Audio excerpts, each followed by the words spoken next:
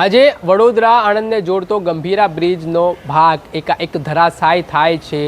મુખ્ય આ વચ્ચેનો ભાગ હતો ને જેમાં બે ટ્રક એક એક્ટિવા સહિતના વાહનો ખાબકે છે। આ ઘટનામાં 6 લોકોના મોતની આશંકા વ્યક્ત કરવામાં આવી રહી છે। આ ઘટનાથી સમગ્ર વિસ્તારમાં ખળબળાહટ મચી ગયો છે અને આ મામલે હવે વિપક્ષે પણ કેટલાક સવાલ ઉઠાવ્યા છે।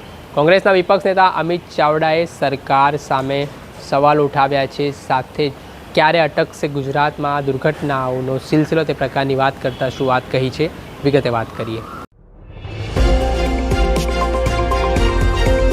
નમસ્કાર દર્શક મિત્રો, સ્કાયનેટ મીડિયામાં આપનું સ્વાગત છે। હું છું ફૈઝાન।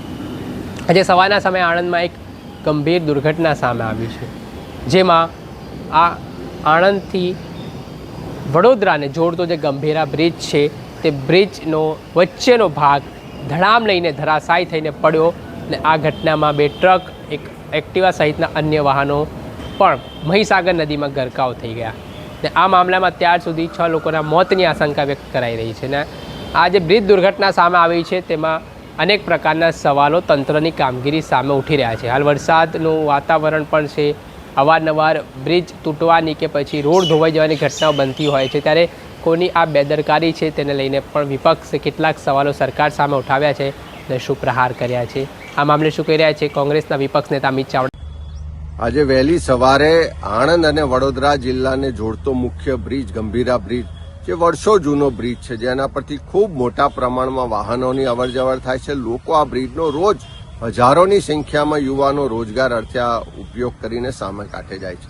વહેલી સવારે બ્રિજ તૂટી પડ્યો અને એના કારણે લગભગ 5 કરતાં વધારે વાહનો નદીમાં ખાબક્યાના સમાચાર છે અને મોટા પ્રમાણમાં જાનહાનિ થયાની શક્યતાઓ છે। વહેલી સવારે જ કલેક્ટરશ્રી સાથે, એસપી સાથે ને બંને વડોદરા અને આણંદ જિલ્લાના વહીવટીતંત્ર સાથે વાત પણ કરી, બચાવ કામગીરી તાત્કાલિક શરૂ કરવા માટેની રજૂઆત પણ કરી છે। પણ વારે વારે આવા બનાવો બને છે કેમ? પહેલી રજૂઆતો થાય કે આ બ્રિજની મરામત જરૂર છે, બ્રિજનું આયુષ્ય પૂર્ણ થઈ ગયું છે તો નવો બ્રિજ બનાવવાની જરૂર છે। બ્રિજ જો ભયજનક હોય તો એને બંધ કરવો જોઈએ, એની મરામત કરવી જોઈએ। સરકારી તંત્રની ગંભીર બેદરકારીને કારણે આ બનાવ બન્યો છે અને લોકોના જીવ ગયા છે। ત્યારે એવા સંજોગોમાં સરકાર આખા ગુજરાતમાં આવા બનાવો બને ત્યાર પછી જાગે છે, વહેલા કેમ નથી જાગતી? જો વહેલા જાગી હોત તો આ બનાવ ના બન્યો હોત, લોકોના જીવ જવાની જે શક્યતા છે, જીવ ના ગયા હોત।